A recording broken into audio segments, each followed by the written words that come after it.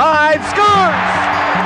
Rick Bott. We decided to get ourselves back in the game again with our podcast. Rick Bott and Darren Pang. Probably the craziest story that you're ever going to hear about hockey. We're going to be coming back to you on a regular basis. You are listening to Squid and the Ultimate Leafs Fan. Hello, Canada and hockey fans of the United States and Newfoundland, and an extra big hello to Canadian servicemen overseas. Welcome, everyone, to episode 80 of the Squid and Ultimate Leafs Fan Show. Geez, 80 shows, Squid. My goodness. I'm Mike Wilson, the Ultimate Leafs Fan. Joining me, as always, my winger, Ricky Squid Vibes. Squid, first off, having played in Buffalo, I would be remiss if I didn't mention that absolute classic of a game last night. Unbelievable. I mean, both quarterbacks were fabulous and exciting, really exciting. And but I just wish that they changed the rules and played an entire quarter and said, okay, if a team's leading at the end of the quarter, the game's over. If not, we play one more quarter instead of just first team that scores wins. I didn't like that. Nope. And well, actually, our guest today is actually in that world a little bit, so maybe we can get an opinion out of his thoughts too. But he went undrafted, but after winning the Memorial Cup with the Ottawa 67s in 1984, signed as a free agent with the Chicago Blackhawks, enjoyed his 6-year pro career. You guys actually played together a little bit. Is today widely recognized as one of the voices across the hockey media world. I think he's been with every network and across, so I'm sure anybody who's watched hockey knows this guy. So we want to welcome Darren Pang. Panger, first off, thanks for joining us today, and how you doing? Looks like there's no rest for the wicked. I'm doing great, and I'm glad we could finally put this together. Anytime Squid asks a question, I haven't seen Squid in a little bit of time, and I mean, when we go to Toronto and I see in the hallway Squid, it's always special for me whenever I see former teammates. And I'm glad you're doing well here with this, and your book's going well. So things are going well for old Ricky Body. I remember the day that we made that trade in 1987 in training camp, and it was a special time for me because I was finally knocking on the door legitimately to make the Chicago Blackhawks after 3 years in the minors, and this was my 4th year. And Bob Pulford sat us at this big table and said, well, you just made a big trade. and we know that as the years have gone by, Eddie Olczyk's actually still a longtime friend of mine, and we're in the broadcast business and working with TNT together. And, we lost, obviously, Edzo, and we lost Rocky in that trade, Al Secord. But, man, I gained some great friends. Boy, Steve Thomas is still a buddy of mine that I play a lot of golf with and hang out with, and seeing Squid, and then Big Daddy Bob McGill as well. So it's funny how things work. And now here I am on Squid's podcast and talking hockey like the old days, which I love more than anything else. Squid? Yeah, no, it's great to see you, Panger, and it's been quite some time. Yeah, it's great. But I do recall going to Chicago that year, and that was your first year with the team. They signed another goaltender as a free agent in the offseason, Bob Mason, who was with the Washington Capitals. Now, I do recall that he didn't play very well at the start of the season and got booed a lot at the stadium. So there was a guy, yourself, who got to play pretty much most of the home games. Yeah, I was a homer. I didn't mean it that way. I meant they couldn't play him because he got booed so much that they had to play you. And of course, you had a good year that year and played pretty good at home. The fans adored you, obviously, and I you know what? That was one of the best years I've had in the NHL. That was a lot of fun. Except negotiating your contract. Yeah, I can't believe how that quickly was it after ended. That was after the season. It's funny because Bob Pulford, I scored 43 goals that year. Bob Pulford offered me a $40,000 discount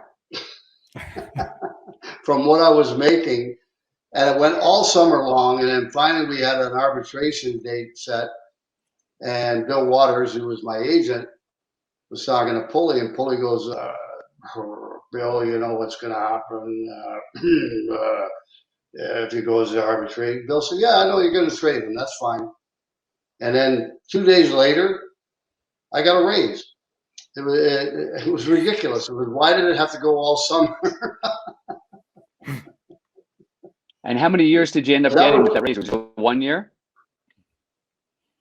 No, I got a 3-year deal. And but then, of course, Mike Keenan came in the next year, and I guess I wasn't good enough to play for Mike. And the day after Christmas, off to Buffalo. And, you know, luckily my wife was a strong individual. She was pregnant. We had a 2-year-old. She had to do everything, get the movers. She had a lot of help from Savvy and Mona, who lived in our neighborhood. And but by and large, she had to do a lot of it herself. And then I didn't see them until February 4th. So those were the tough parts of playing in the NHL when those things happened. Yep, that's sure. Well, Panger, we want to talk about, first off, as I was jokingly saying at the beginning, but as you've been around for a while now in the media side, maybe for the listeners, just let them know what your schedule is these days, because you're all over the place. And they don't really get the TNT broadcast in Canada, so I know you're a part of that. And while I got you, let's go one step further with that. The TNT production, I do get to watch when I'm in Florida here at times. You guys are doing a great job. Why do you think you guys are pushing the right button? You seem to be pushing on the right buttons. Why do you think that is right now? I think it's the TNT family. I think that was one of the big reasons why I ended up signing with TNT. I thought that actually that I was going to sign a deal with ESPN, and we spoke for a little bit of time, but it was something about maybe the small family TNT. You know, games are only every Wednesday night. There's 2 teams. I think there's going to be some great familiarity with fans. Not like Hockey Night in Canada familiarity, but maybe more like the old days when I was working at TSN in Canada, where you knew that every Wednesday night it was the TSN, it was the Wednesday night, it was the national game of Canada. I was lucky enough to be on the panel for several years on that, and I really enjoyed that part of it. And I think fans did too, because they knew exactly when it was on. Well, you know, ESPN is going to do a great job in the U.S., and they're going to have a different niche than I think we are. But TNT, the group on the, first of all, when you've got Wayne Gretzky on the panel, then you've got, we've never had that in our sport, where we've had, the greatest that really is having fun. And he doesn't have to break down X's and O's, and he doesn't have to say something bad about somebody. That's not Wayne Gretzky. Wayne Gretzky just has to be himself and go out there. And then he's got the levity of Bissonnette. And then he's got, Anson Carter's a really experienced TV guy. And so I think and Rick Tocchet is obviously a guy that he'll probably get back in coaching at one point, but right now I think he's having the time of his life. So all in all, the schedule is busy. It's every Wednesday. Like tomorrow, I'm going to travel in the morning to go to Colorado. I've got a great game tomorrow night. I've got Boston at Colorado. I love being between the benches. I'm not always between the benches for TNT, but as you can see on this shot, that was a game in Buffalo, and Rob Ray and I share a little spot right there. But all my home games, I'm between the benches with the St. Louis Blues, and I love it. You know what, Squid? There's nothing like being there. Yeah, you're not coaching. Yeah, you're not playing. But, man, you really do appreciate the skill and the speed of the game. A flat saucer pass from board to board, that upstairs you'll be watching the game and go, well, yeah, of course they do that. But now you watch the neutral zone positioning and how many sticks I get over, and it's like the littlest things impress me still to this day. And so I like that about it. But anyway, again, going back to it, TNT and the Blues, I do it for Bally Sports at West. I've got a game tonight in Calgary. I had a game last night. It was in Vancouver, but we're doing it from the studio here for now.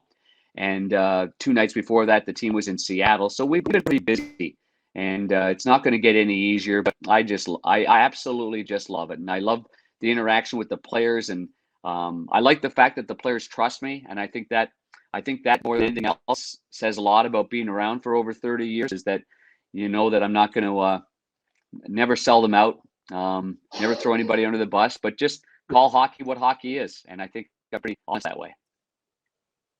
Panger, can you kind of explain to me and probably the people that, like, for me, it seems like if you look around the NHL, a lot of the color guys are goaltenders. Like, I don't know whether it's because they always saw the whole game in front of them and, saw things that other players wouldn't see, or is there any particular reason why a lot of them are goaltenders? Yeah, because Squid, you goal scorers made all the money, and all of us plugs that were goalies made no money, and so look at the guys that well, actually, I mean, sure, Kelly Rudy made some money, but Darryl Ray was a similar position than me. I mean, Glenn Healy had a great career as a broadcaster. I loved Heels as a broadcaster. I thought he was funny and witty and sarcastic, and I actually missed that on the air. But Brian Hayward, I said Darryl Ray, who else? Oh, we've got a lot of goalies. You're right. You know what? You're right about that. I tell you what, maybe this Squid is that, and more so back when I was playing with you, I remember how close we were on the bench. I mean, the backup goalie stood on the bench with a towel on his head, and sometimes there was only a coach that ran the forwards, maybe a coach ran the D, but there wasn't 4 coaches there, so you had room for the goalie coach. I remember Squid. I remember in 1989. In the playoffs against Calgary, game 2, and Al Chevrier took over the net, so I'm backing up. And I mean, I'm so close to the action that I felt like, you're talking to the D or you're talking to the forward and saying the goalie's cheating on this side, like you're right there. And I remember one time, like Mike Keenan kind of packed things in, and we had too many men on the ice. And it's so intense and it was so good being so close to it that I went over to him and I said, "Don't quit on these guys." I used a lot of foul, like, "Don't you quit on these guys. You're quitting on these guys, don't do that." And, and I just remember how intense it was and how fun it was. And it's different now. The goalies don't have that ability now. They're tucked off. Sometimes they're not even on the bench because there's not enough room on the bench for them. Yeah. So I'm glad I was in that era. And I think that's one of the reasons why I became an analyst. And I think you do. Like if Squid said to me, "Hey, what's Furzy doing on this play?" I mean, it happened a lot, Squid, that forwards would come up. Denny Savard would always come up, or Larn would always say, "What are you thinking?" And, because they knew I studied the goalies, and, you say something to them, and if hopefully you scored a goal, then you felt confident enough to come back at me. But I think that's probably why, anyway, Squid, that I think we saw a little bit more, and we had to be backup sometimes, and then we're starters, then we could see the play develop, and most of us were talkers. So I think talking's a good thing in TV. If you can't talk, it's not a good business for you. Well, you would have to be aware of tendencies of players coming down on you, whether it's a defenseman or a forward, just to position yourself. And so you would have to be aware, and you'd have to be aware who's on the ice and who these guys were with these tendencies, whether it was left-handed or right-handed shot, switching wings, or how they were moving about. So your observation of the game would be way more intense than a regular player. And then on the bench, you're watching for those same sort of idiosyncrasies, if you will, for when you go back in the net. So it does make a lot of sense. But what I want to touch on just briefly is also the fact that you guys... Before you go there, Mike, I'm just going to throw one thing out there. The other day, I was with 4 players on the Blues, and we were hot stoving. And they were asking me about what strengths you have, or, when I was playing goal. And I said, I knew every single curve, tape, stick make, and right shot or left-hand shot. And they said, "No way." And I said, let's go through players in the NHL right now. And I whipped through players, and there's like, left-hand shot? I'm like, no, he's a right-hand shot. This guy, and I whipped through it all, didn't get one wrong. And the boys were like, whoa. So yes, you're right. I mean, that's, when Rick Vive in practice was coming down the right side, my left side, and he had the damn Gordie Howe black tape on that white Titan stick, and he was going to hammer one under the bar and in on the glove side, and it was going to get off the shoulder. I had Stumpy, Dave Manson, Doug Wilson, Steve Thomas. Boy, those boys could shoot the puck. You better figure out where they're going to go rather quickly. Otherwise, you're not going to be able to be 5'5" and stop any of these boys. Well, that's very, very true. And obviously you did very well at that. Where I wanted to go with that, just leading into that, was in today's world with the viewer having basically an encyclopedia data center at their fingertip, meaning their phone, the challenges that are being, and this just isn't in hockey, this is every sport, is to, like, the thing I think TNT, you guys are doing so well, is that you're not overselling the game situation. Like last week, as an example, the Toronto Arizona game. if it had gone according to plan, it would have been a blowout. And if Matthews had scored a goal, it's the hometown guy scoring his goal, et cetera, et cetera. So, I mean, what value added is there going to come from you pointing that out? So what they do is they have Bisonet. And if you don't know Paul Bisonet, check out Spittin' Chicklets, folks.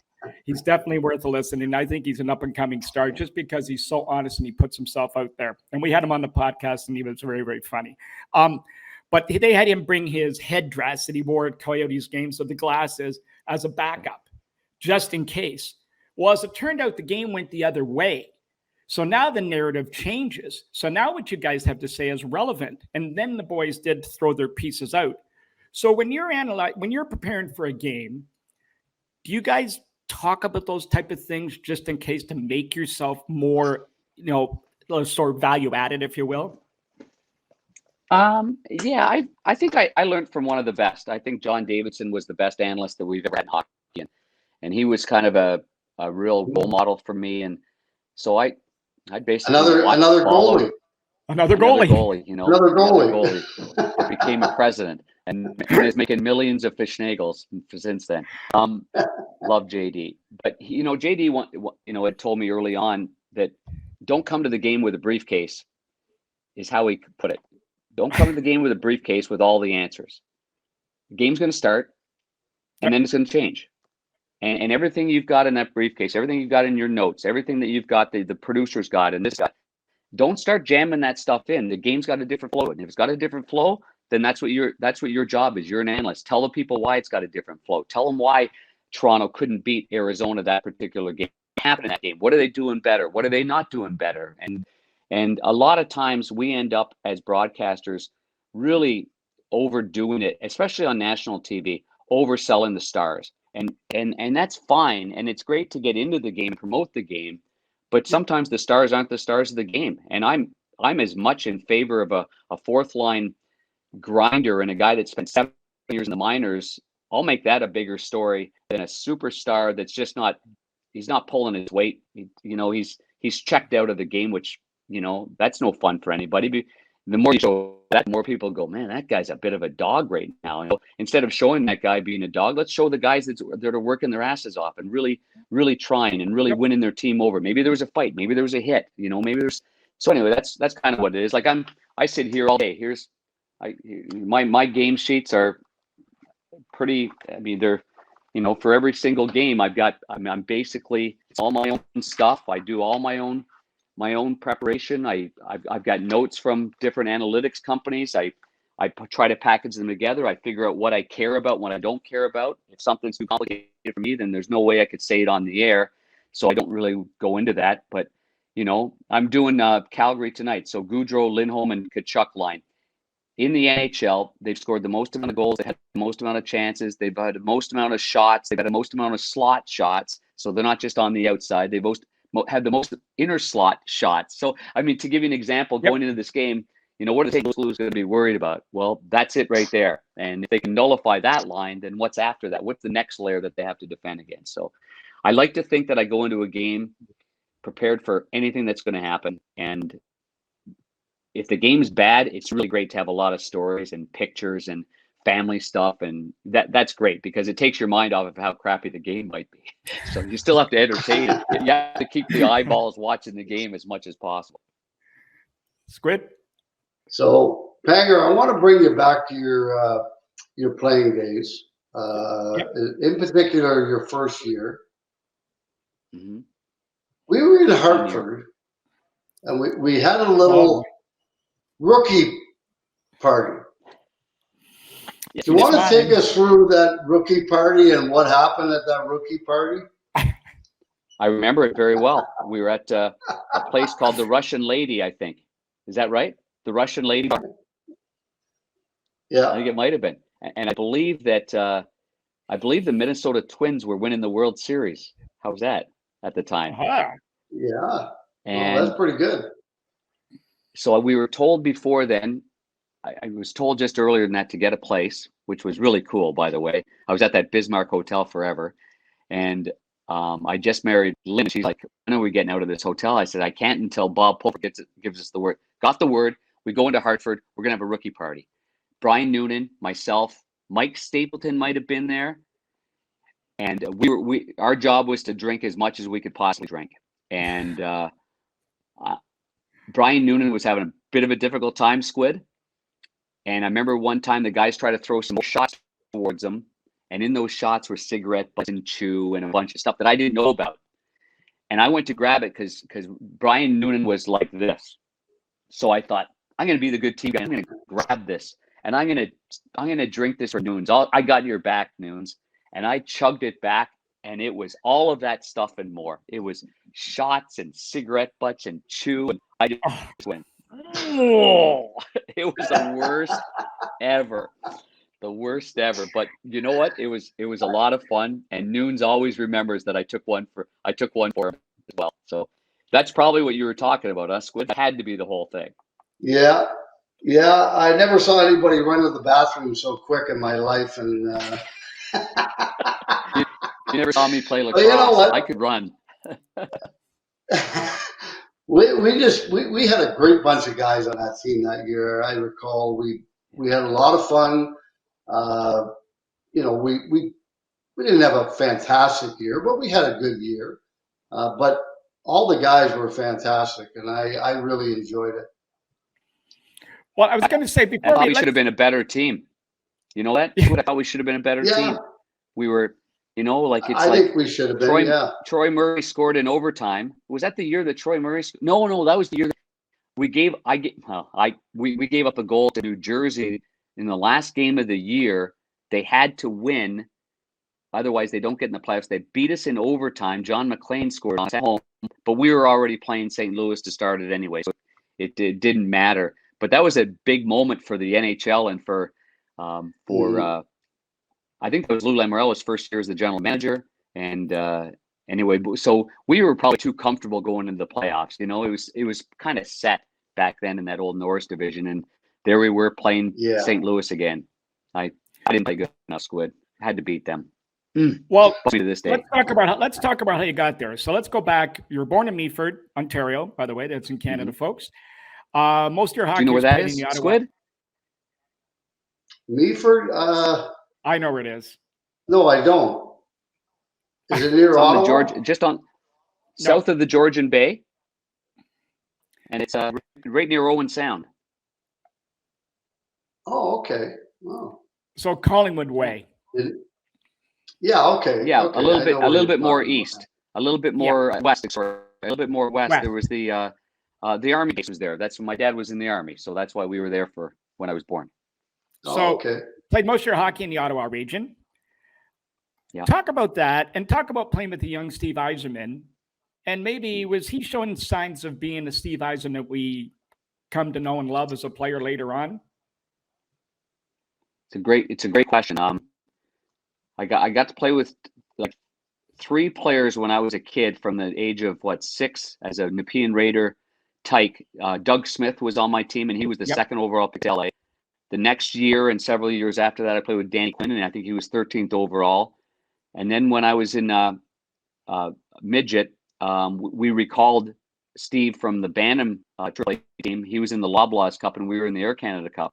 And so we recalled this 14-year-old Steve Yzerman to Cornwall for the Air Canada Cup, and he was unbelievable. Unbelievable. He was a mixture of, I always say this to him, he was a mixture of Denny Savard himself. He could defend like Trottier. He was strong on his stick. I don't know. He was special. So the next year we ended up being protected by the Tier 2 Nepean Raiders. So we both played as underagers. And that year it wasn't even close. I couldn't believe that there was a player that was going to go higher than him in the Ontario Hockey League draft. He ended up going 4th overall. It was a steal by Peterborough. Yeah, I saw everything in him. I mean, he had such composure too, and he had such maturity. He's younger than me by a year. You'd never know that with us growing up. I didn't quite exhibit all the maturity levels that he did. He was quiet. He laughed. He had a great sense of humor. I just kept the energy to running, and we've been friends for over 40 years, and we've never had a fight. It's been an amazing run. But one game in Tier 2, so we're playing this game, and I give up just a horrendous goal. And he comes back, taps me on the pads. And I'm not sure if you noticed, but players nowadays do not tap the goalie on the pad ever. It just drives me crazy. you know how much that means to us when we just need a little pat on the back?" And he'd come back and he pats me on the pads and he goes, he says, "I'll get that one back, but then let's pick it up." And he took the face off, won the face off, danced a couple players, scores a goal, ties the game up, comes right back to me, pats me on the pads and he basically says, "Let's effort go. We need you right now." And that was it. And we won the game. And I'm like, he's 15 years old. There's scouts all over the place. Every college wanted him. Everybody wanted this guy. And that's the stuff that they didn't see, just how he was. And incredible person. And you know Squid. I mean, you played against him in your career. He's wasn't the biggest guy, but he played hard and he played competitively, and he could be dirty and nasty too. And overall, he's just an unbelievable player and a better person. Yeah, it's kind of funny too, because my youngest son became a Red Wing fan because of Steve Yzerman. He was his favorite player when he was a kid. And here I'm playing with all these NHL teams, and he falls in love with Steve Yzerman and becomes a Red Wing fan. I'm like, what the hell's going on? He wasn't alone. But you know what? I don't blame him, because Steve Yzerman was probably one of the best players in the league for many, many years. And certainly in the top 10, anyway, players in the league for quite a few years. Yeah, he definitely got overshadowed by a few great centermen during the or three great centermen, and then you could throw in Howard Chuck was in that mix, and you obviously had Messier, Gretzky, Lemieux, Ronnie Francis. What an era of great centermen that was there. Oh, absolutely. Savvy. Now Savvy was pretty dynamic. Now, you started out playing in Belleville, then ended up in Ottawa, winning the Memorial Cup in '84. Take us through that whole period. And maybe actually just as a precursor to all that, how did you end up in goal, by the way? My dad stuck me there. He was a goalie in high school, and he was a good athlete. He was a ball player, and typically he was a softball player. That is a beautiful picture that you're putting up there right now. That is a really good one. Good hairdo. That's Glenn. Yeah, I love that. So what happened was, Dad, talked me into being a goalie, and I could really catch, I could really catch. My dad would pitch to me when I was really, really young, and I think he was just kind of surprised how at a young age I could catch anything. I had really quick hands, and I was a good lacrosse player, so I wanted to be a forward. I scored a lot of goals being a forward in hockey, and I never wanted to be a goalie, but I think like anything else, I ended up being a good goalie in a small town, and you represent your team. Mine was the Nepean Raiders, and there was no way for me to get out of it. Basically, is what it was. It would have been a real leap of faith for me to stop being the top goalie in Ottawa and become a forward. So I just ate it the whole way, and that draft would have been a great story, though. Yeah, it would have been. It would have been a great story. Yeah. Well, nowadays a guy my size could probably play forward in the NHL, but back then there's not a chance in the world. Now, see, when I was playing, the goalies were small and the defensemen were big. Now the defensemen are small and the goalies are big. I can't figure it out.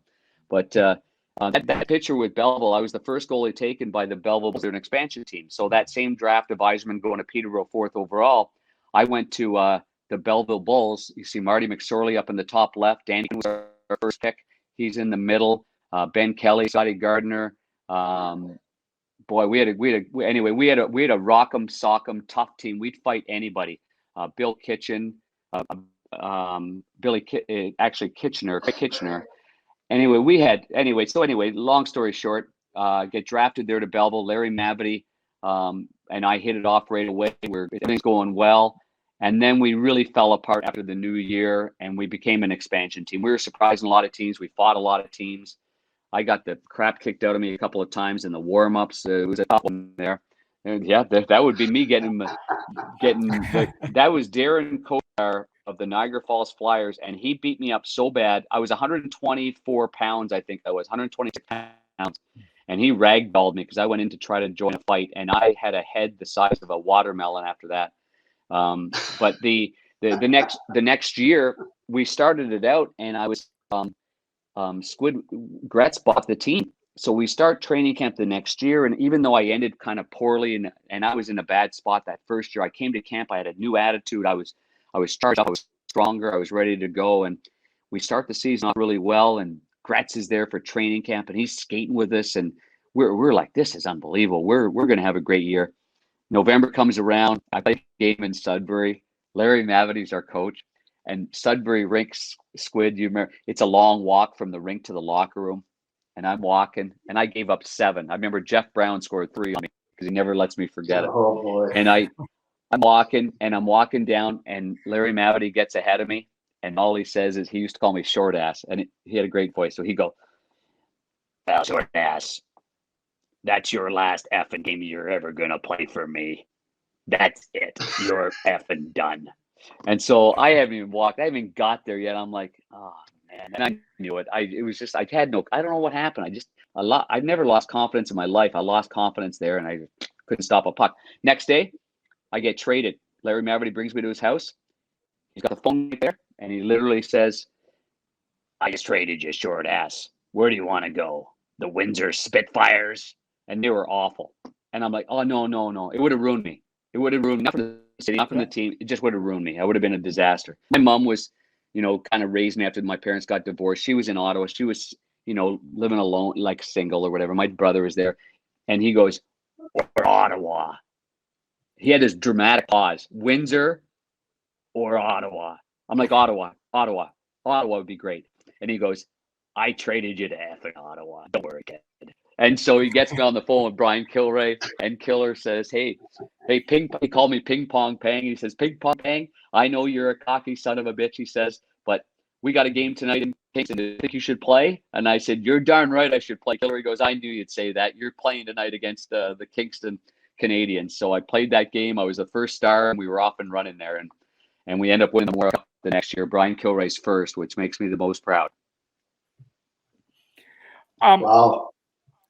I was going to ask you Speaking of Sudbury, though, I got to go back to Sudbury because when I coached in Mississauga that one year, and yeah, it was a long walk back to the dressing room, but we were getting hammered, and Bert Templeton was coaching Sudbury, and every time they scored, that goddamn wolf would go across the top of the building on that wire.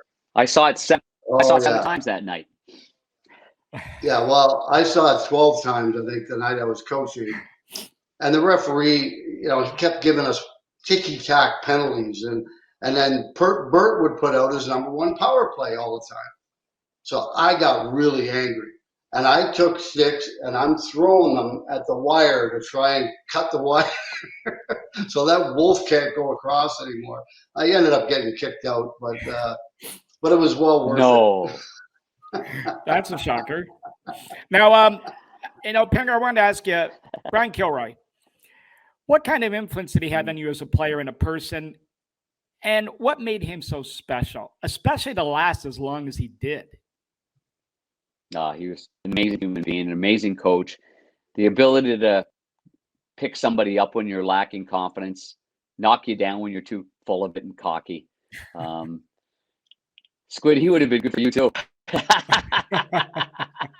Well, I got to meet him many times over the years, like after when he finished coaching in Ottawa and stuff, and he was nothing but a fantastic individual. He's an amazing guy, and some of the things that, like, one game I gave up a couple of bad ones between the legs, and that used to drive all these old coaches nuts. Go down to the butterfly and goes in the net. Like, they'd rather have you stand up on your skates and give one up along the ice that was going 0 miles an hour because it was a good goal to stood up. I never could figure that out. But anyway, so he pulls me in one game, and I gave up 2 or 3 bad ones. And next day he brings me in. We're all getting ready for practice. We're all in the circle, and he's going on. And he goes, "And Pang, great save in the third period. You really rallied. Your big save. That's what the game's all about. Big reason we won the game," which wasn't really true. It was an average save or whatever. But he made you feel better because he knew that the next sentence he was going to say, he was going to just beat the pulp out of me. And he says, "And I'm going to tell you, if you go down one effing time in this practice, you won't play for a week." a week, you won't play. And he watched me all practice long, and I had to stay on my feet and stay on my feet. It taught me something about being more patient. And I think when we played, I played 3 years in the minors, and my first year I was a little all over it. Second year I got better.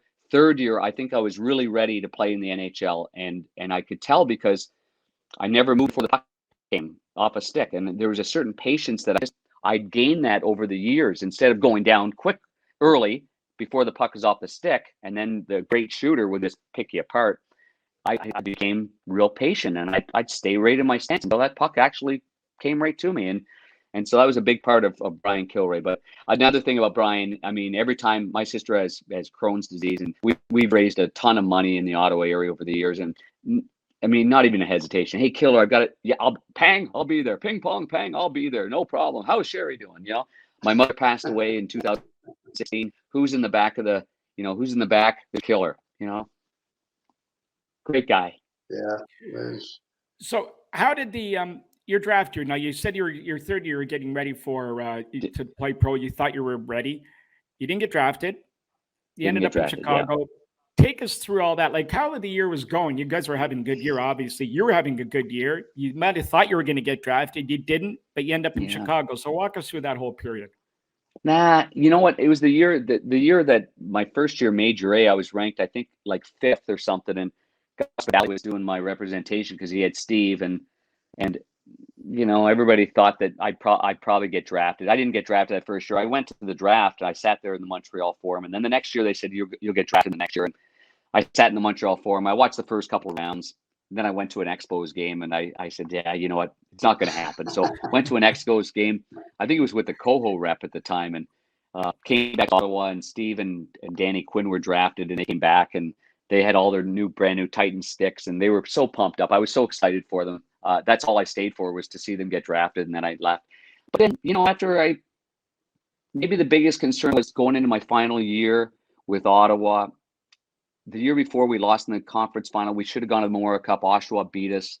So we had a good team. We were going to be good. I tore my MCL playing summer hockey, getting ready for camp. And so I was out till December, I think it was. And so that was a really tough blow. Now I'm in my final year, under come on, as a little guy, what's going to happen? I really worked hard to get back into it. End up playing like 40, like really a lot of straight games. We went 11-0-1 to get into the Memorial Cup. We had to beat Kitchener because they were hosting it. We pounded them, got into the Memorial Cup, and we won the whole thing. I really think the relationships between Bob Pulford, Larry Kelly, there was a lot of Blackhawk draft picks. I just think they did me a favor, to be honest with you. Brian Kilrea pushed me like crazy. Came from a single mom. He always sold that kind of story. And in fact, I got a $2,500 signing bonus. I signed this 2-year deal, 22.5, 85.5 in the NHL, and was there any bonus? Oh, I got a $2,500 signing bonus, but I found out later on that Phil Patterson, that signed this round, was supposed to get $10,000. We were having dinner one night in Milwaukee, and we're all having fun talking about our signing bonus. I said, yeah, I got $2,500. He goes, I only got $7,500. I was supposed to get 10. That's where my $2,500 went. So Larry Kelly worked it out that I got $2,500 of his 10, and I guess they told Phil, listen, you're lucky you're even signing. I mean, you're supposed to get 10, but you haven't played very well, so you're going to get $7,500, not the $2,500. So you go to your first camp, and you end up in the I. How did your first camp go? And take us through your first year playing pro hockey. My first camp was interesting. It was I went in there like every other young kid. I got to go to the Chicago Stadium. We were driving by the projects that are right by the old stadium, and there's 5 ambulances coming out. We're on a school bus going from the Bismarck Hotel to there, and we're looking out, and 5 dead bodies are being brought out of this projects place. And I literally was like, I came from Nepean, Ontario. I'd never been in a big city like that before, and I was seriously telling the guys, like, what happened there? And they're like, yeah, it's a bad area. Don't go walking around. And so we go into training camp, and I thought I did okay, but it was quite clear that really good players, were just pounding pucks on me. Kurt Frasers and Al Secords, and obviously Savvy and Larms, and it was like I got a lot to learn. So I came out of that. I got a lot to learn. I battled like crazy, but I went down to the minors. Jim Ralph got injured. I got to play 57 games my first year pro. So a lot of times people say, he backed up this all the time. I never backed up anywhere. Now, Squid, like I wasn't a backup guy. I played 57 games my first year pro. The next year I played 65 games in the I. The next year I played 68 games in the I.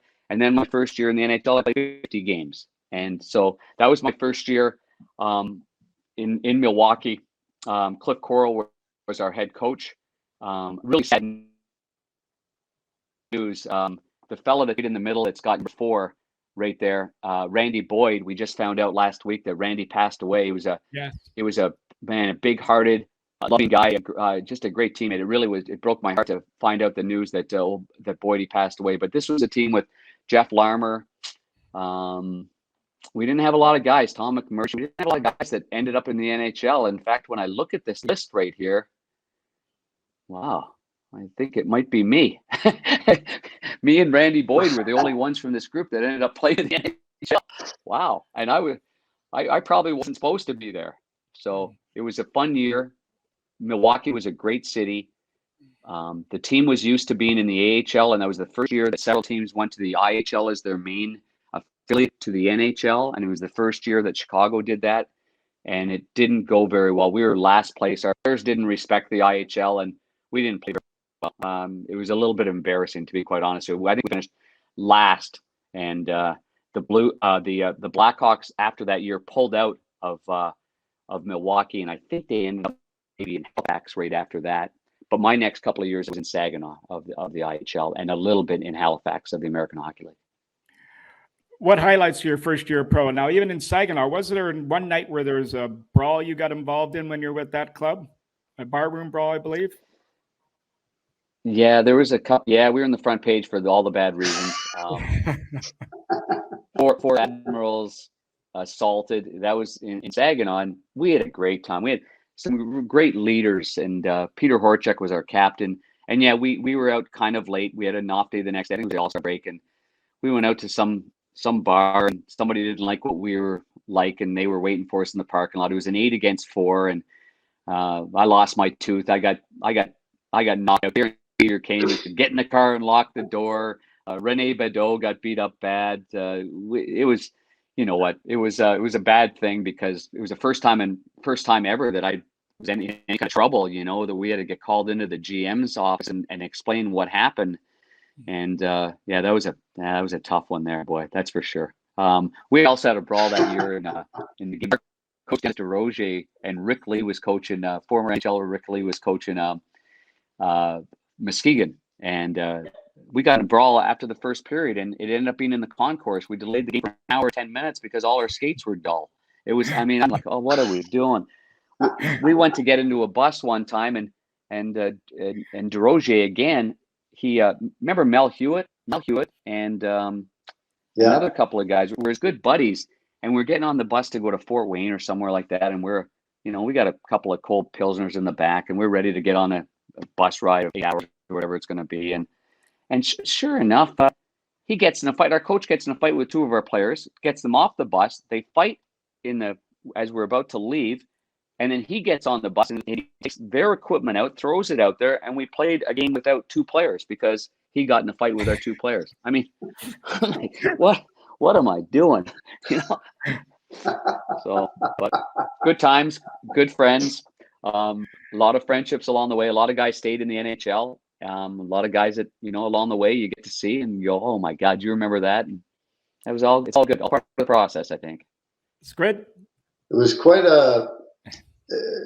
I mean, the game was full of characters back then, obviously, and I mean, I loved it. I mean, even though not everything was perfect and not everything was great, not everything was done properly, but the characters in the game, for me, I thought it was great because I don't think you see that as much today as you did back then, where players show their characteristics openly. Now they're kind of guarded and quiet. Now I get it. I mean, because of social media and everything else. But at the same time, we did have a lot of really funny guys back in the day that loved the game, loved to have fun, and those were times that I'll never forget. I agree with you. I remember Squid one time we were stuck. Mike, we were stuck in the airport. I think we always played on Christmas. It was like a December 23rd game, or 23rd game in St. Louis, 26th game at home, or vice versa. And we got caught. I believe we got caught snow. We were stuck in the airport in St. Louis for hours with Squid. It was like 5 or 6 or 7 hours, and snow's coming down. And so Squid's got the fishing line, and he's got the cut off $100 bill, and we're hiding behind plants. He's got the bill going out there, and we are laughing so hard. And I mean, now it would be it'd be on, it'd be on TikTok and Twitter and whatever. Yeah. And I'm sure that these stories are, but I think it was cool because there wasn't anything like that. Nobody took pictures, but I still remember it to this day how funny it was. And the people that bid on it was just too hilarious. So it made a 4-hour or 5-hour layover, even though we're dying to get home for Christmas and be with our families. Geez, we laughed our ass off. So, and then how many times, because we traveled commercial, do we have the money on the first luggage? Hey, we got 5 on the first luggage there, and whoever's luggage came out first, and you're like, that's mine. And everyone's got to pay $1 bill or $5 or whatever it might have been. So now, speaking of which, getting tiring, but we got used to it. 1987, you finally stick. So let's get to that part. Take us through how that all happened. You're getting a little frustrated after 3 years in the minors, and then finally you get your shot and you make it. Well, that first year that I played pro, I played one game. And funny story is, I mean, I just turned 21, so I played in Minnesota. I gave up a goal against on my first shot. Now, Kurt Giles scored the goal scorer, so sorry, Kurt. But I ended up, losing the game 4-1, going back to the minors, and that's the point where I said I got to get a lot better. Like I got to get stronger. I got to work harder. My push. I found that in junior you could. A little half push was okay, but here it's a powerful push. You got to get from side to side real quick. So then I never got another chance. I was in training camp and I played preseason games. I always played Edmonton in preseason games and played well. And then that year that I did make it in '87, the year that we traded for Squid and Stump and Big Daddy, what bothers me is that I got chances early. And I didn't play well. I thought I was getting every chance, and I gave up 7 in Madison Square Garden. I gave up 6 in Washington. It was bugging me to no end that why was I not able to perform? Why was I kind of choking on the bit? And then I came back home, and Wayne Thomas was our goalie coach, and he really settled me down and really prepared me well. And I got my first win against Winnipeg. And it was a big win because they had a lot of shots, and I felt it was at home, and this is what Squid was talking about at home. Bob Mason started the very first game we played that year at home, and I think he gave up 7 or 8 to Toronto, and it was just a shellacking.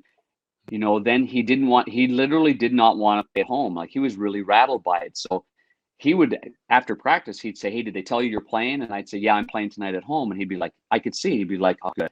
Like it really took its toll on Mace. Now people on the road didn't play great, but he just couldn't play at home. Like I think the Chicago Stadium, and Squid, you can back me up on this, or we can discuss it. But it's a small rink. It's a rink for flamboyant athletes. It's a rink for maybe a bruising forechecker, a fighter. It's made for, somehow Savvy was able to master that little rink. But for a goalie, pucks always ended up on net, no matter where they were. And so you push one aside, the fans go crazy. Another one comes in, you push it aside, the fans go crazy. And you can gain momentum there. And I was able to gain momentum, whether it be a flashy glove save or, little guy. I think they might have liked a little guy on Squid that tried hard and maybe beat the odds a little bit. And so, it was my comfortable place. But in saying all that, there was a lot of pressure playing at home, and I threw up before every game. And I don't know if I could have played 10 years in the NHL. I had a hard time eating during the day. When I got to the rink and I was playing, I was like, I could feel my food just go whoomp, and then I'd go throw up. Bob McGill would be putting Vaseline on his face because he's got to fight kosher and pro. I'd be throwing up on the side. He's putting Vaseline up. He'd wait for me. Then he'd pat me on the back and he'd say, "Spank's ready to go," because my nickname was Michael Spank. And Spank's ready to go. And I'm like, "Big Daddy's ready to go." And I'd be like this, like, "Oh, God." throwing up like that was just crazy. I don't think I would have lasted 10 years. I'll say that. Well, I know the fans loved you in Chicago, and I think probably one of the reasons was Bob Mason was a big signing. I mean, he took Washington, I think, to the semifinals or whatever the year before, and a lot was expected of him. And then when he got off to a pretty bad start at home early in the season, then that's when Panger came in and took over, and you were the home goalie. He was a road goalie. Yeah. And it was fun because we were good buddies. We roomed together on the road. We went all the time. We'd sit there and we were like a dating couple. We'd have a nice bottle of wine. We'd have a nice meal somewhere. And he was very quiet, but we both liked golf, and I talked all the time. So it was a good relationship. It was very good. Well, he made lots of money. I made none. It worked out well for you the first year. You finished as a finalist for Rookie of the Year, losing to a guy I think had a couple years in the league, Joe Nieuwendyk. So he kind of did a few things after that. But besides that, great. any other memorable moments from your first year playing in the NHL? Either on the rink or off the rink? You know what? I actually, a lot of moments, but I think I went through a January where I won, but I was in the net 7 in a row. And it got me a Rookie of the Month award from the NHL, which I thought that kind of puts you on the map, when there's that release and you get something like that. And I had a chance to make it 8 in a row, which would have broken or tied the all-time record set by Tony Esposito. And sure enough, we're going to Pittsburgh where the high-flying Lemieux and the Penguins were rolling.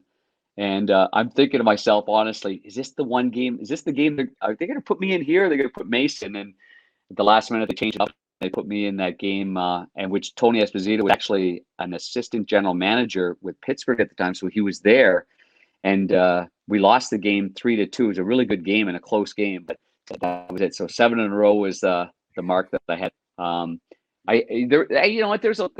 There's so many moments. I mean, I just had so much fun. My wife Lynn and I just got married, so we didn't live in the suburbs like Squid and everybody lived out in Wheaton. And the next year I bought a place out in Wheaton, and I think Wayne Presley bought Squid's house there when Squid got traded on Hampton, right, Squid? Well, that's a good story because, I bought that house and I bought it for $333, and I probably put about 70 into it, putting a big fence around the yard and the landscaping and everything. So I get traded, and Elvis and I, Wayne Presley, we used to drive in together all the time because he was living in another part of Wheaton. Anyway, he said, we knew I was going to get traded. It was just a matter of where and when. He said, when you get traded, he said, are you going to sell your house? I go, absolutely. He said, well, give me a call first. So, and remember his wife's parents, I think, won money in the lottery in Michigan, I think, that year. That's right. So I call him and I said, okay, I'll give it to you for $355. And he goes, well, no, I can't afford that right now. And I'm like, okay. So anyway, the taxes doubled in our area right after Christmas, New Year's. So about 25 to 30 houses went up for sale in our area. And I sat on that house for 9 months. Finally, I got an offer, but it was contingent on that gentleman selling his house. 10 minutes later, I get a phone call from Presley. He says, I know you got an offer. I'll give you $5,000 more than he offered. And I'm thinking to myself, how the hell does he know that? Well, his real estate agent worked in the same office as ours. So he was monitoring this the whole time. So he ended up paying $360 instead of $355. And I said, yeah, it's yours. But then he got traded to Buffalo, where he kind of took my job. And then I think it took him about 2 years to sell it. So it's karma's a bitch. Well, Panger, after your first year, finalist of Rookie of the Year, a guy by the name of Mike Keenan shows up. How did that change life for you?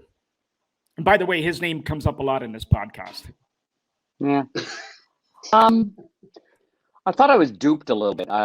He met up with me in the, in Montreal when they had the all rookie team awards, and wrote me this letter, one of those real gregarious letters, and sold me a bill of goods, and then got to training camp, and there was not a chance in the world. I mean, the first game I played for him was, he waited till Hockey Night in Canada Saturday night, third period, close game. Bad coaching, actually. It was a 5-on-3 against. It was a 1-goal game, and he pulls me. Jimmy Waite, he was 19 years old, and Jimmy Waite goes to goal in the net, and he forgot his goalie sticks were in the locker room. That was a good start for him. And old Jimmy Waite, so we waited, and then the Zamboni doors had to open because that's where we skated through. And so the trainer comes running out, gives him the stick, and he gives up a goal right away. So now it's a 2-goal deficit. He throws me right back in, and period goes on. I might have given up one more. We lost the game 5-3, but he pulled me again. And then after the game, the first thing he said to everybody, which of course it's in Canada, so it's just a big sell job. And he basically said, "We got a goalie problem." It was the second game of the season. We got a goalie problem. And of course, when a guy like Mike says that, I mean, it's all over the place, and you can't put out that fire. So it was just plain. I always thought coaching was, you had the position to bring the best out of people. You're supposed to coach people. You're supposed to get whatever you have and make them better. And I just never found that the strategy that he incorporated. It works for some. I'm sure it does, and some it doesn't work for. So that was disappointing to me, that I love the game so much, and he really did like the game for me, and that made it really miserable. So that's probably it there. I still battled, though. I came back from a couple of injuries. I played with a hamstring injury that was very severe. I was taped from my heel to my thigh, and I still played because they needed me, because guys got hurt, and we got a couple of ties and a couple of wins in there, and we ended up making the playoffs that year. So I thought I battled. I just wasn't the same goaltender. I didn't have the same confidence because I certainly wasn't backed up by the coach. So that's a shame. And then I ended up tearing my ACL in the playoffs. I came back next year, went down to the eye. Rehabbed it, and ended up doing well. But I came back and I was training, getting ready for camp, and I tore my ACL again. So I retired, and it was the best thing that ever happened to me, because I got right into broadcasting at the age of 27. I got hired by ESPN at 29, and then I was, then this career has been a real career. The other one was a short-lived one. Well, yeah, I mean, can you add to that, Squid? I mean, obviously, the name comes up. Well, Mike Keenan had an effect on a lot of guys in their careers, unfortunately. And, like I said, I remember, I came in and scored 43 goals, played with Larmer and Savard. All of us had over 40 goals. And then all of a sudden, Mike comes in the next year. Now, you got to remember, too, that Bob Murdoch was our coach. Pretty quiet guy, would sit down and talk to you, and was pretty quiet. Well, Al Eagleson, who was Keenan's agent, who was buddies with Wirtz, calls Pulford and says, "Listen, Keenan just got fired in Philly. If you don't sign him, your rival down the road in St. Louis are going to sign him." Well, they panicked. They signed him. Murdoch had to find out from the press. Anyway, coming into that season, all of a sudden I couldn't play. And I went to Mike after a little while. I said, "Mike, look, why don't you give me an opportunity? Give me 5-6 games. Let me play regular shift, power play. I can still play, and I can help this hockey team." So we go on a road trip. We're going to Edmonton, then Calgary. We go to Edmonton, we win the game. I had I think a goal and 2 assists, or 2 goals and an assist. We're in the airport, catching a flight to Calgary. He comes up and says, "Great game." The next game, Saturday night in Calgary, they go to the coach first, and then they go to the player for an interview between periods. So they came to me, so I figured they must have came to Mike. And said, "Can you come in for an interview between periods after the first period?" I said, "Sure." So I went out on the bench. We played the first period. I got 1 shift. That was it. So I came in, threw my stick and gloves in the room. I turn around, and the guy's there with a towel and the water. And then Mike Keenan walks up. He goes, "Where are you going?" I said, "Well, I got to do the interview." He goes, turns to the guy with the towel. He says, "Let me get you someone who wants to play this game, not this floater." And I mean, I'm standing, and Mike is like literally right there. And I'm like, do I grab him? Do I punch him? Like, what do I do? Like, it's just, anyway, that was it. That was the end. I got traded shortly after that. And so he wasn't a guy that would, as Panger said, he wasn't a guy that would back guys up. Like Doug Wilson, I mean, he was all over Doug Wilson that year too. You know, calling him a chicken shit and everything else. Like right in front of the team. That's the thing. Like he would do these things in front of your teammates. And that was frustrating. Well, yes, and you can see that comment does come up quite a bit. Now, Panger, obviously, it opened the door for you to this world of media you've been in for the last 30 years. And, obviously a great career you've had on that end. You've had the pleasure of working 3 Olympic Games, dozens of Stanley Cup finals. What I want to ask you was, first, and you were the first analyst, by the way, at an Olympic game allowed between the benches. So a lot of breakthroughs for you in that part of your career. What was kind of the difference between an Olympic game final, gold medal game versus a Stanley Cup final as far as the vibe of the crowd and the players and the way they reacted? Or just, was there any sort of, is there a difference that you can put your finger on after all you've worked? Well, I never grew up being an Olympic hockey fan, to be quite honest with you, just the way we were. Just dreamt about playing in the NHL. So when I got that chance in Nagano, I was pretty overwhelmed how impressive it was to see NHL players come out in their country's sweaters. And I mean, first, you're right, I was between the benches. There was no glass. John Shannon was the world beat producer. One person got that, CBS is who I worked for, and they put me there between the benches. I got to see stuff that no one else could see because you weren't just allowed like a regular hockey NHL game to go around a locker room. So it was really unique. And just watching Patrick Waugh come out first, and then Rob Blake and Ray Bourque and Al McGinnis, and then it went to the forwards, and you just went, obviously Gretz and Yzerman and Sakic and Shanny. It was just like, whoa. And so it was, the nervousness about that was much like the football game we're talking about.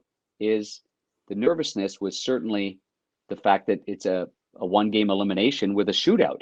Like, I thought that was the dumbest thing I've ever seen, between the Czech Republic and Canada, but that's the way it was. And, and there's an interview with Shanny right there. Shanny was one of the guys that shot. I think he was the last guy too of the 5 to shoot against Hasek. Nobody could beat him. Game over. I mean, they literally, Team Canada played great, gave up very little, lost 1 game in a shootout, and were basically done. They didn't come to the next game against Finland thinking a bronze medal. They were checking out. They didn't win a gold, which is a shame because they represented themselves really well. But okay, so I go back to that. A game, a playoff series of the Stanley Cup final, game 1, game 2, game 3, you switch cities.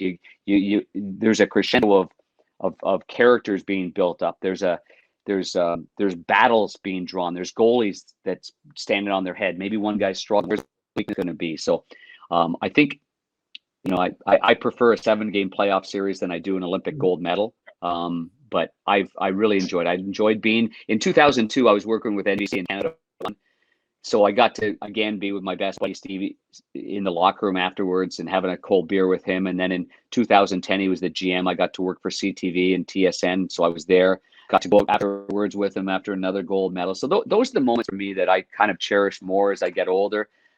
Being with Steve when he won in 97, 98, and 02. I was again on ESPN and ABC, broadcasting and enjoying and celebrating. So if I couldn't win, I wanted to be with my buddies that could win, and luckily I was.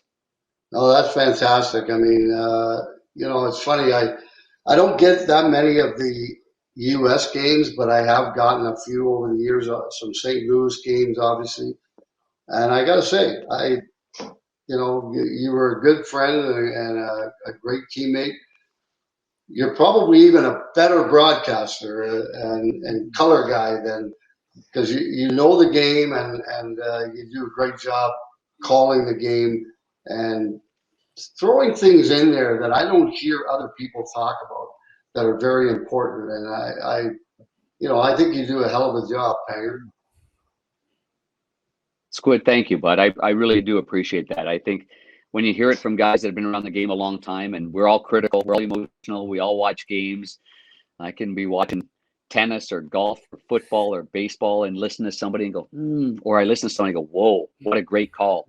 Like Tony Romo making the call when Kelsey off the line. They got to throw it up the middle. They got to throw it quick, bang, up the middle and quick. I'm like, that's what we're looking for is not just the cliched answers of what just happened. You got to tell people what's going to happen, and sometimes you're going to be dead wrong, but you got to live with it. That's what being an analyst is all about. So I appreciate that. In fact, I might have to get running here. I got a game tonight, so. You do have a game. Okay, Glenn. Let's before we let Panger go. Let's pull up. We're going to identify that photo. Okay, so we're going to do before we let you go. We got a few here. You want to show you? That was Halloween. And I've got the bad chiclets. I've got the fake ones on there. Jake Allen couldn't even look at me. He was laughing so hard. I was laughing so hard. I would often go on the team plane and have the mullet and the bad teeth and serve wine or something to people and make them laugh. And so I'm 58 years old in a little bit of time, and I'm still loving my fake mullets. Next. That was a special moment. The Stanley Cup, obviously winning it. I'm gonna grab something here for you. I never thought in a million years that winning or being part of a team that won Stanley Cup would be so thrilling. Because you just want to win it as a player. But the Blues. I went and got this here. Sorry, I left there a second. But the Blues.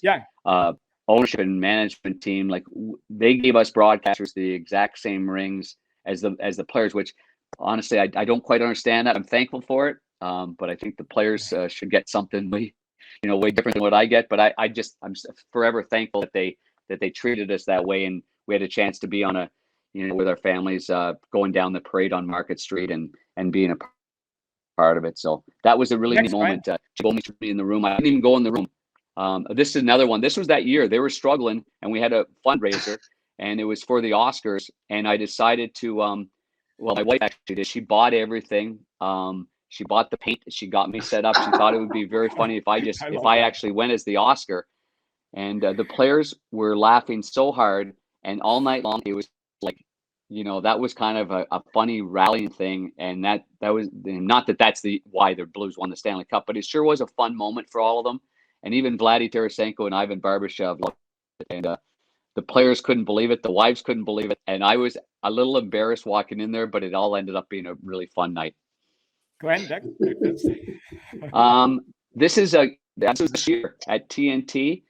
We did rehearsals and we had meetings, and they put me in Shaquille O'Neal's wardrobe room. And so I decided I'd probably throw on a couple of Shaq's suits, and his size, I think his shoes were size 27 or 25, something like that.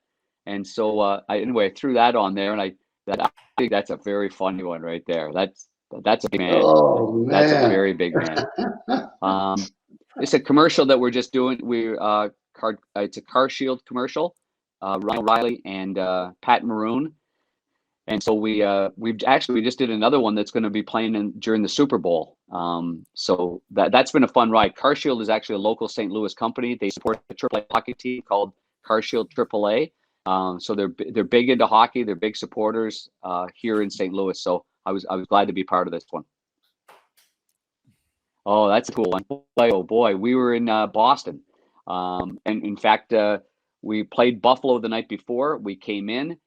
Jake Allen Brian Elliott. Sorry, he's on the right hand side. You can see his face. He's right beside John Travolta.